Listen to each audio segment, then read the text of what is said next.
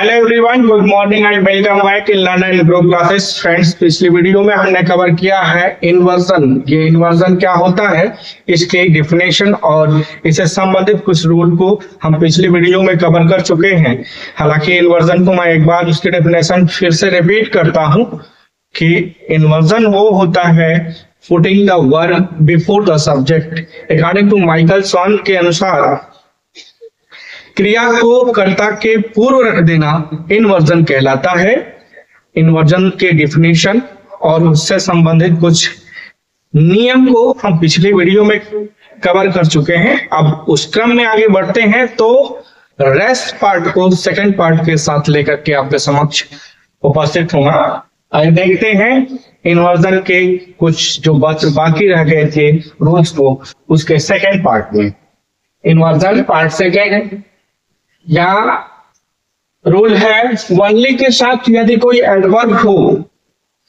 Next नियम है inversion का कि वनली के साथ यदि कोई एडवर्ब हो या एडवर्बियल एक्सप्रेशन हो तथा इससे वाक्य शुरू हो तो इस वाक्य में इन्वर्जन का प्रयोग होता है।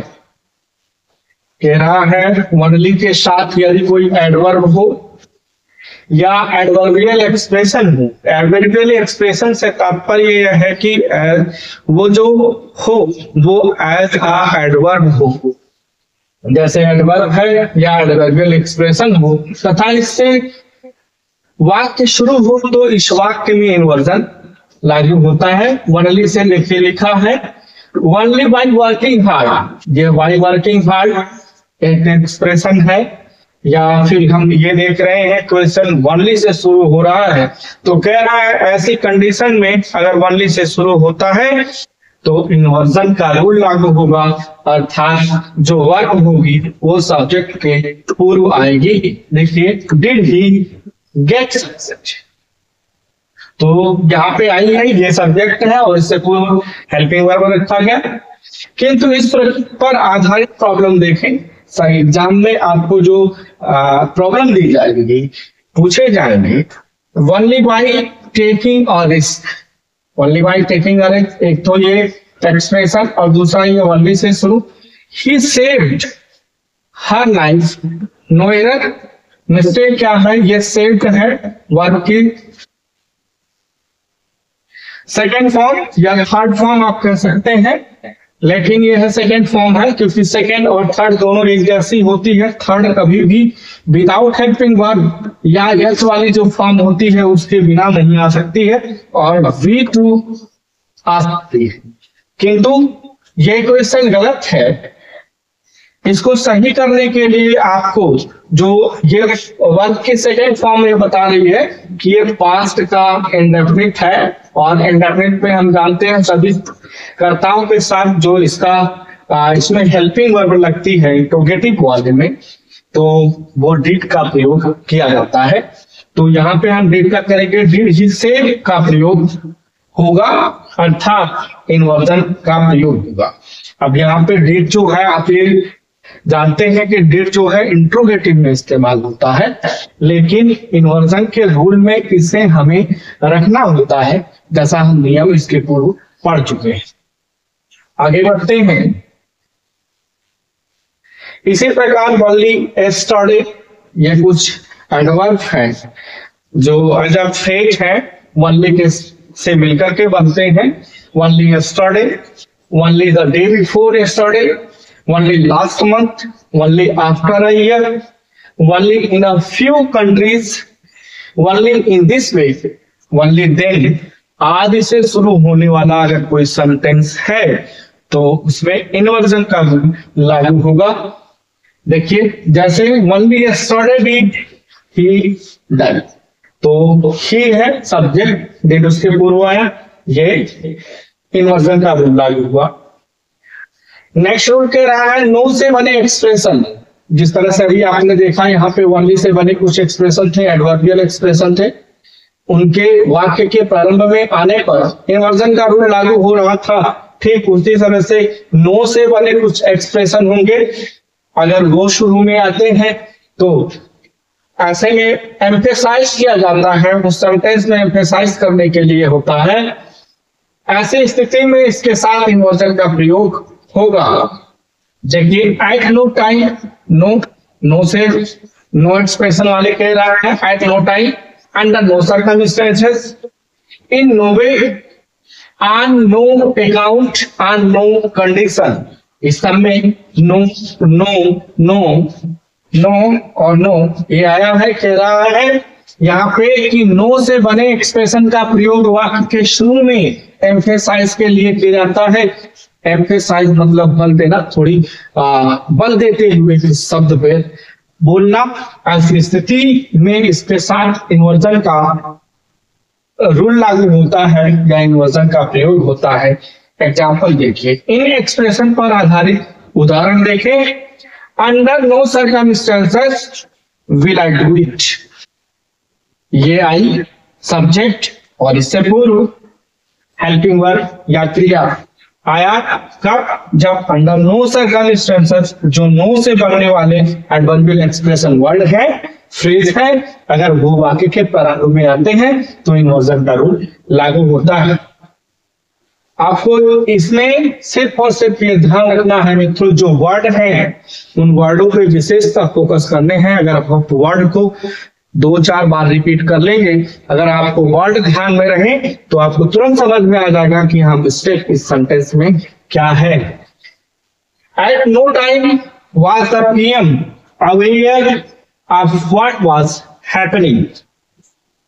तो एट नो टाइम है द पीएम सब्जेक्ट के रूप में, वाज उसके पूर्वायम। नेक्स्ट रूल देखिए, स्थान सूचित करने वाले एडवर्बियल जैसे जो भी होंगे, जो प्लेस को शो करते होंगे, करने वाले एडवर्बियल एक्सप्रेशन से शुरू होने वाले वाक्यों में, सेंटेंस में भी इन्वर्जन का प्रयोग होता है। ऑन हिल, हिल क्या है? प्लेस है। इन द वैली, वैली क्या है? घाटी और ये प्लेस है। राउंड द कॉर्नर, कॉर्नर क्या है? प्लेस है। अंडर द टेबल, टेबल क्या है? प्लेस है। आउटसाइड द गेट, गेट क्या है? प्लेस है। अलोंग द नॉर्दर्न, प्लेस है। साउदर्न, प्लेस है। फ्रंटियर, प्लेस है। तो कह रहा है कि स्थान को सूचित करने वाले एडवर्बियल एक्सप्रेशन यदि वाक्य के प्रारंभ में आते हैं तो इन्वर्जन का रूल लागू होता है। उसी प्रकार 10 miles beyond the school, under a tree, or bet nowhere else। इनके बाद यदि कम, वाज, लाई, स्टैंड, गो। अच्छा ये लाई जो है उसका लेटने वाला है, यहाँ पे स्टैंड और गो आदि वर्ब्स का प्रयोग हो। फिर से एक बार नियम को ध्यान से देखिए, कह रहा है 10 miles beyond the school, under a tree, on the way, nowhere else। इनके बाद यदि कम, वॉक, लाइट, स्टैंड, गो आदि वर्ग का प्रयोग हो तो पूरा वर्ग सब्जेक्ट के पहले आ जाता है। पूरा वर्ग से तात्पर्य है मित्रों हेल्पिंग वर्ब और मेन वर्ब दोनों ही सब्जेक्ट पे पूर्व आ जाएगी। जैसा हम जानते हैं कि इस तरह के जो इन्वर्जन होते हैं उसे कंप्लीट इन्वर्जन नाम दिया जाता है। ऐसी स्थिति में डू, डज और डिड आदि का प्रयोग नहीं होता है। ऐसी स्थिति में क्या होगा? डू, डज, डिड का इस्तेमाल नहीं होगा। अगर कम, गो, लाई, स्टैंड, गो, कम, वॉक, लाई, स्टैंड, गो आदि का प्रयोग इनके पश्चात किया गया है। तो अभी तक आपने देखा कि वर्ब की सेकंड फॉर्म अगर आ रही थी तो हम did as a helping verb इसमें यूज कर देते थे, जैसे अभी इसके पूर्व वाले एग्जांपल में आपने शुरू में बिल्कुल देखा। एग्जांपल से समझते हैं। Round the corner, round the corner देखिए यहाँ पे लिखा है राउंड द कॉर्नर, ये जो प्लेस को शो कर रहे हैं। और वेट जॉन, वेट जॉन देखिए एक शब्द का है, ये गो का सेकेंड फॉर्म है। ये कह रहा था come, walk, light, stand and go अगर आते हैं तो इन्वर्जन लागू तो होगा, किंतु उसमें जो हम हेल्पिंग वर्ब के रूप में डिड, डू या डज का इस्तेमाल करते थे वो नहीं होगा यहाँ पे। तो वही किया राउंड द कॉर्नर, और ये गो का सेकेंड फॉर्म है, जो ये गो लिखी गई है उसका सेकेंड फॉर्म वेंट है John. Round the corner did John, go कहना पूरी तरह से गलत है, क्योंकि नियम में कह रहा है कि अगर कम, वॉक, लाई, स्टैंड, गो आदि वर्ब आते हैं, इन्वर्जन लागू होगा, किंतु do, does, do form, do, does, did का इस्तेमाल नहीं किया जाएगा। उसी प्रकार under a tree was lying और टायर्ड ओल्ड मैन, देखिए लेटा हुआ है एक थका हुआ व्यक्ति, ओल्ड बूढ़ा व्यक्ति कहाँ लेटा हुआ है, अंडर अ ट्री, तो वाज और लाइंग और टायर्ड, ये पूरा पूरा टायर्ड ओल्ड मैन एक सब्जेक्ट है, जो इसके पूर्व वाज लाइंग पूरी की पूरी सब्जेक्ट उठ के इधर चली आई है। नेक्स्ट अगला हम देखते हैं अनफुलफिल्ड विश। अनफुलफिल्ड मतलब कभी ना पूरी होने वाली जो विश है, इच्छा है, कभी पूरी ना होने वाली इच्छा, कंडीशन, शर्त, डिजायर, इच्छा बताने वाले वाक्यों के कंडीशनल क्लास में यदि इफ का प्रयोग नहीं हो तो उस क्लास में इन्वर्जन का प्रयोग होता है। एक बार रूल्स को पुनः देखिए, कह रहा अनफुलफिल्ड विश, अनफुलफिल्ड विश कभी ना पूरी होने वाली इच्छा, कंडीशन, शर्त, डिजायर, इच्छा बताने वाले वाक्यों के कंडीशनल क्लास में, जो इससे जो भी हो, जो सेंटेंस शुरू हो उसमें कंडीशनल क्लास में यदि इसका प्रयोग नहीं किया गया है तो उस क्लास में इन्वर्जन का प्रयोग होगा। देखिए, if I were a bird, यदि मैं चिड़िया होता, आई वुड फ्लाई, तो मैं उड़ता। अच्छा, यहाँ पे किया गया है इसका प्रयोग, इन्वर्जन भी लागू नहीं है।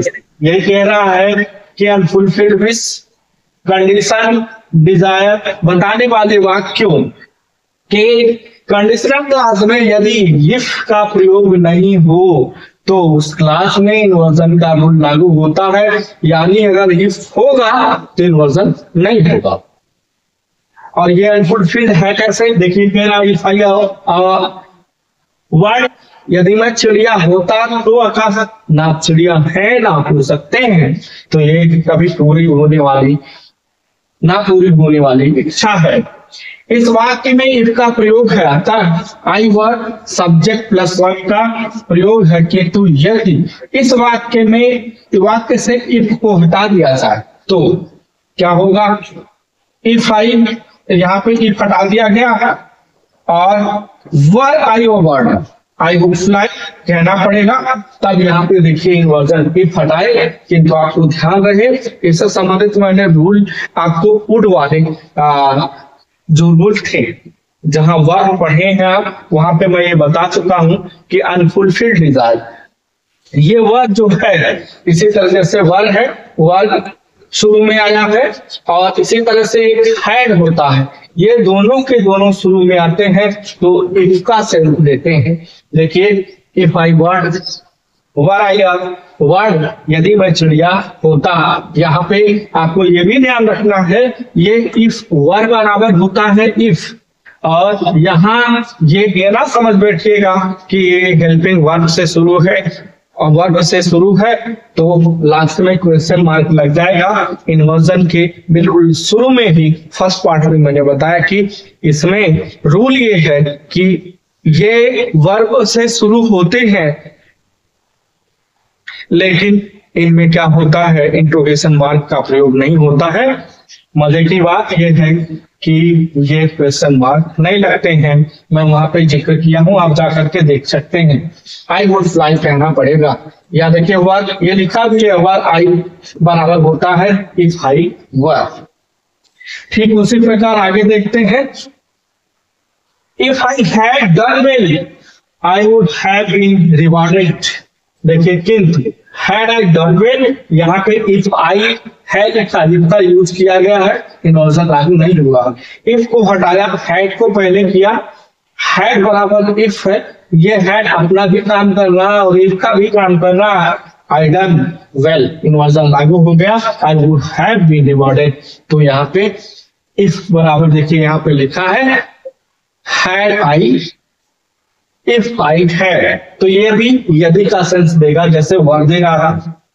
नेक्स्ट देखिए लिखा है there, here, there, away, out, up, indoor, outdoor से शुरू होने वाले वाक्यों में इन्वर्जन लागू होता है। क्या? Here, there, away, out, up, indoor, outdoor से शुरू होने वाले वाक्यों में भी इन्वर्जन लागू होता है और मेन वर्ब या auxiliary verb plus main verb का प्रयोग सब्जेक्ट के पहले हो जाता है। तो मतलब क्या है, अगर हेल्पिंग वर्ब भी और मेन वर्ब दोनों की दोनों सब्जेक्ट के पूर्व आ जाए तो ऐसे में कहलाता है कंप्लीट इन्वर्जन। देखिए एग्जांपल से, अवे वेंट सीता, ये सब्जेक्ट क्रिया complete inversion. There goes Mary, ये क्रिया सब्जेक्ट, और इनसे शुरू हुए हियर, देयर, अवे, आउट में से अवे और देयर। किंतु यदि दिए गए शब्दों के बाद सब्जेक्ट के रूप में कोई प्रोनाउन हो तो वर्ब उस सब्जेक्ट के बाद आता है। ध्यान रखें, कह रहा है यहाँ पे, कह रहा है कि अगर ये शुरू में आते हैं here, there, away, out, up, indoor, outdoors, तो ऐसे में इन्वर्जन होगा, लेकिन कंप्लीट इन्वर्जन होगा, अर्थात हेल्पिंग वर्ब और मेन वर्ब दोनों की दोनों सब्जेक्ट के पूर्व आ जाएंगे। किंतु कह रहा है कि यदि दिए गए शब्दों के बाद सब्जेक्ट के रूप में कोई प्रोनाउन हो तो वर्ब उस सब्जेक्ट के बाद आता है। एग्जाम्पल देखिए, ऑलवेज ही वेंट, अब ये ही क्या है, सब्जेक्ट है, यहाँ पे सीता है, ये प्रॉपर नाउन है, complete inversion. Mary, complete inversion, किंतु यहाँ ही दिया गया है और यहाँ पे सी दिया गया है, ये अगर प्रोनाउन है तो सब्जेक्ट किंतु प्रोनाउन है, तो कह रहा है ऐसे में क्या होता है, अगर प्रोनाउन हो तो वर्ब उस सब्जेक्ट के बाद आता है, यानी कंप्लीट इन्वर्जन नहीं होगा। आगे देखते हैं, नेक्स्ट रूल कह रहा है so plus adverb of minor से शुरू होने वाले वाक्यों में भी, so plus adverb of minor से शुरू होने वाले वाक्यों में भी इन्वर्जन का प्रयोग होता है। जैसे show rudely did she behave, इतनी बुरी तरह से, इतना गंदा व्यवहार था उसका। दैट एवरीबॉडी वाज ऑफेंड, सब कोई उसे दोषी मान रहा था, हर कोई उसे दोषी ठहरा रहा था। तो यहाँ पे शो, यहाँ कह रहा है कि show plus adverb of manner से शुरू होने वाले वाक्यों में भी इन्वर्जन का प्रयोग होता है। तो शो और कैसे रूडली, आपको एडवर्ब ऑफ माइनर पाने के लिए प्रश्न करना होगा कैसे से, आपको यही मिलेगा, उसका व्यवहार ऐसा था, बहुत र्यूड था, तो ऐसे में इन्वर्जन इस सब्जेक्ट के पहले हुआ। शो वेल डिड ही सिंग, वो इतनी अच्छे तरह से गाई, दैट एवरीवन स्टार्टेड क्लैपिंग, कि हर कोई ताली बजाना शुरू कर दिया। तो यहाँ पे देखिए शो और ये वेल, यहाँ इस नियम को ध्यान रखना है, शो शुरू हो रहा है, लेकिन उसके बाद कंडीशन ये है कि एडवर्ब ऑफ माइनर आना चाहिए। तो ये एडवर्ब ऑफ माइनर, ये एडवर्ब ऑफ माइनर, ये सब्जेक्ट और इसके पूर्व क्रिया का प्रयोग होना, ये बता रहा है इन्वर्जन को। नेक्स्ट रूल देखिए, सच या टू सच, जैसे to such an extent, to such in length, to such a point, to such a degree आदि से शुरू होने वाले वाक्यों में भी इन्वर्जन का प्रयोग होता है।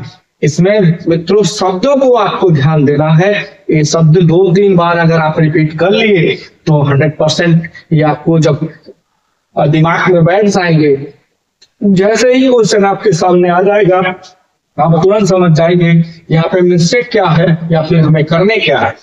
देखिए लिखा, टू सच एन एक्सटेंट, इस हद तक, हैड एंड एनालाइज्ड, उसने विश्लेषण किया, द पोयम, कविता का, that no problems is left, कि कोई समस्या नहीं रह गई। मतलब उसका जो एनालिसिस है, जो विश्लेषण है, जो बताने का तरीका है कविता के बारे में, वो बहुत ही अच्छा है। तो यहाँ पे हमें विशेषता ध्यान देना है। टू सच एन एक्सटेंट, कह रहा है कि इससे सच या टू सच, जैसे इसमें to such an extent, to such length, to such a point, to such a degree से शुरू होने वाले वाक्यों में इन्वर्जन का प्रयोग होगा। और ये सब्जेक्ट क्रिया इसके पहले आई है, बता रहा है एग्जाम्पल की इन्वर्जन का रूल लागू हुआ। नेक्स्ट देखते हैं आगे। इनके प्रयोग पर आधारित प्रॉब्लम देखें, जो समस्याएं आपको एग्जाम में दी जाएगी वो बता रहा है। टू सच अ डिग्री, अभी देखिए ऊपर बता रहा था कि अगर टू सच अ डिग्री आता है तो उसमें इन्वर्जन का रूल लागू होगा, अर्थात to such a degree he made a noise.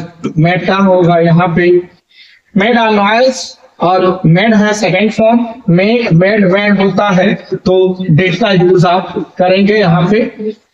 He made a noise that people reviewed him to such a degree। इस हद तक, अच्छा इसमें मिस्टेक क्या है, he made a noise के बदले did he make a noise। अच्छा ये भी जान लें आप, डू फॉर्म जो जितने होते हैं इनके पास बाद वर्ग की फर्स्ट फॉर्म आ जाती है, तो इस मेक को मेड को मेक में बदल देना होगा और सेंटेंस सही हो जाएगा।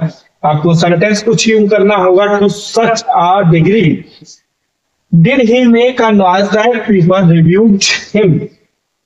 वो इस हद तक, वह इस हद तक शोर किया दैट कि पीपल रिव्यूड हिम, उसे डांटने लगे, कोसने लगे। तो रिव्यू का मतलब डांटना या कोसना होता है। इस वाक्य में तर्क कैसे करना है ये बता दिया है, क्या प्रयोग करना पड़ेगा, क्योंकि वाक्य टू सच अ डिग्री से शुरू हुआ है। नेक्स्ट रूल देखते हैं। अगला कह रहा है कि नॉट ओनली तथा बट आल्सो से यदि दो वर्ब को जोड़ा जाता है या जोड़ा जाए तथा नॉट ओनली से वाक्य शुरू हुई तो नॉट ओनली के साथ इन्वर्जन का रूल लागू होता है।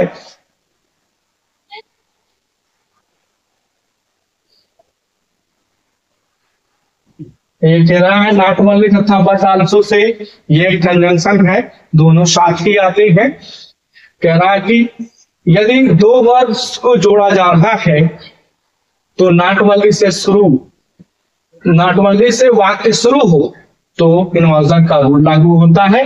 Not only did he read, न केवल उसने पढ़ा, बट सी आल्सो राइट, बल्कि लिखा भी। ये नॉट ओनली बट आल्सो का मतलब होता है ना केवल बल्कि भी। तो यहाँ पे देखेंगे आप, सब्जेक्ट है और इससे डिड का प्रयोग बता रहा है इन्वर्जन का। नेक्स्ट देखते हैं रूल। कह रहा डायरेक्ट नरेशन में रिपोर्टेड स्पीच के बाद यदि रिपोर्टिंग वर्ब का प्रयोग हो और उसका सब्जेक्ट कोई नाउन हो तो रिपोर्टिंग वर्ब में इन्वर्जन का प्रयोग होता है। आप ध्यान रखें क्या होता है। ऐसे जो कुछ मान लीजिए मैं लिख दे रहा हूं, या द टीचर सेड, ये है द टीचर सेड, ऐसे कामा लगा, फिर ऐसे कामा लगता है, फिर एक सेंटेंस लिखा जाता है और ये फुल स्टॉप क्लोज हो जाता है। तो ये है रिपोर्टिंग वर्ब, ये है रिपोर्टेड स्पीच। जो काम के अंदर होती है वो रिपोर्टेड स्पीच होती है।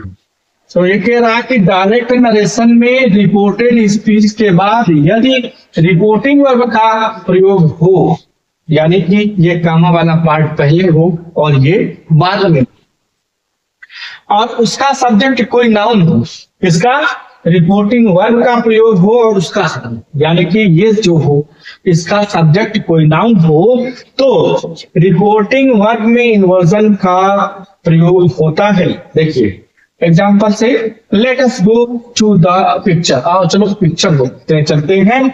सेड मोहन, ये देखिए रिपोर्टिंग वर्ब, इसमें नाउन का प्रयोग किया गया है और ये कह रहा है कि सब्जेक्ट कोई नाउन हो तो इन्वर्जन का रूल लागू होता है। कहा रिपोर्टिंग वर्ब में इन्वर्जन का रूल लागू हुआ, यह सब्जेक्ट है और इससे पूर्व क्रिया का आना।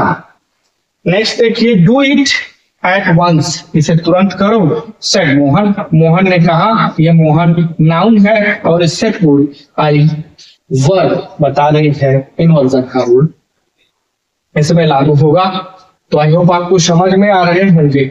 लेकिन रिपोर्टिंग वर्ब का सब्जेक्ट यदि कोई प्रोनाउन हो, यहाँ जो कह रहा है कि नाउन है तो इन्वर्जन लागू होगा। लेकिन नेक्स्ट नियम कह रहा है कि अगर रिपोर्टिंग वर्ब का सब्जेक्ट कोई प्रोनाउन हो तो इन्वर्जन का प्रयोग नहीं होता है, अर्थात सब्जेक्ट प्लस वर्ब साधारण जैसे सेंटेंस होता है उस तरह से आएगा।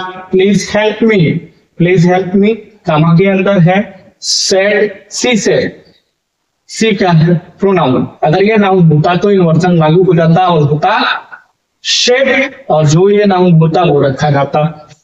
I will do nothing here, you said, you pronoun के रूप में इन्वर्जन रूल नहीं हुआ। कन्वर्सेशनल इंग्लिश में अगला रूल है कि कन्वर्सेशनल इंग्लिश में नाइदर, नार तथा शो के साथ छोटे छोटे वाक्य शुभ को शुरू किया जाता है। किनसे? नाइदर, नार और शो से छोटे छोटे वाक्यों की शुरुआत की जाती है, छोटे छोटे वाक्य बोले जाते हैं। कहाँ? कन्वर्सेशनल इंग्लिश में, जो हम बातचीत करने के लिए प्रयोग करते हैं, खासकर यह बताने के लिए कि जिस परिस्थिति का जिक्र पहले किया गया है उसी परिस्थिति का जिक्र दूसरे वाले सेंटेंस में भी किया गया है। एग्जाम्पल से आपको बेहतर तरीके से समझ में आएगा। और नाइदर, नार और सो से शुरू होने वाले वाक्य में इन्वर्जन का रूल लागू होता है। जैसे देखिए एग्जाम्पल है ही वेंट देयर, मैं वहां, सॉरी ही वेंट देयर, वह वहां गया। शुड आई, ये आई बता रहा है कि मैं क्रिया के बाद आया हूं, अर्थात ये सेंटेंस इन्वर्जन है। इस सेंटेंस में इन्वर्जन लागू हुआ है। एक तो सो बताता है कि इनके आने पर इन्वर्जन होगा, दूसरा यहाँ देख करके भी हमें पता चल रहा है। अब दूसरा ये नियम जो कह रहा है ये तो सो से शुरू होगा तो इन्वर्जन लागू होगा, ये यहाँ बता रहा था। अब यहाँ कह रहा है खास कर यह बताने के लिए किस लिए प्रयोग किए जाते हैं छोटे छोटे वाक्य जो होते हैं, खासकर यह बताने के लिए कि जिस परिस्थिति का जिक्र पहले किया गया, पहले क्या किया गया, एक सेंटेंस है ही वेंट देयर, वह वहां गया, इसमें जो जिक्र किया गया है दूसरी परिस्थिति भी उसी प्रकार की है, अर्थात सो डिड आई से तात्पर्य यह है कि मैं भी वहां गए। सो डिड आई, यहाँ पे सो डिड आई बराबर आई वेंट देयर टू, मैं भी वहां गया। आई होप आपको समझ में आया होगा। आगे देखते हैं, कह रहा है ही, नेक्स्ट सेंटेंस है he did not go there, वह वहां नहीं गया। Neither did I, neither did I देखिए इन्वर्जन है, और दूसरा neither did I, inversion neither से शुरू होने वाले वाक्य में इन्वर्जन का रूप अप्लाई होता है। एक ये हो गया। दूसरा पहली परिस्थिति में क्या जिक्र है, he did not go there, वो वहां नहीं गया, इसलिए मैं भी नहीं गया। नाइदर आई डिड आई, मैं भी नहीं गया। नेक्स्ट सेंटेंस देखिए he did not go there, वह वहां नहीं गया। ना डिड आई, और ना ही मैं गया। तो इसका यहाँ पे एनालिसिस किया गया, विश्लेषण किया गया है। तो मुझे उम्मीद है जो इन्वर्जन के रूल रहे हैं उनसे संबंधित जो एग्जाम्पल दिए गए थे दोनों आपको बेहतर तरीके से समझ में आ गए होंगे। अगर कुछ नहीं समझ में आया है तो कमेंट बॉक्स में आप कमेंट करने के लिए स्वतंत्र हैं, किंतु जैसा मैं बार बार आपको कहता हूं, आप मेरी वीडियो से अच्छी लगे तो आप वीडियो को एक बार देखिए, उसे नियम को राइट करते हुए लिखते हुए पढ़िए, या फिर आपके पास टेक्स्ट बुक्स है तो टेक्स्ट बुक्स पढ़िए। टेक्स्ट बुक से आपको बेहतर तरीके से समझ में आ जाएगा। आपकी इच्छा, चाहे जिस तरह से समझ में आते हैं उस तरह से पढ़िए। जब इसको 2-3 बार आप रिपीट कर लेंगे तो आपको बेहतर तरीके से समझ में आ जाएगा और ये आपको हेल्पफुल होगा एग्जाम में, जब आप कंपटीशन के एग्जाम या फिर आपकी जो लैंग्वेज है, लैंग्वेज पे कमांड बनाने के लिए आप दोनों ही कंडीशन में अच्छे तरह से इसे पढ़ने के बाद उस पर महारत हासिल कर सकते हैं। इस तरह से इन्वर्जन जो है उसके जो नियम थे वो समाप्त हुए। तो अब अगली क्लास में हम आपसे मिलते हैं, लेकिन नेक्स्ट टॉपिक नेक्स्ट को लेकर के अगली वीडियो में। तब तक के लिए goodbye and thanks for watching video. Have a nice day.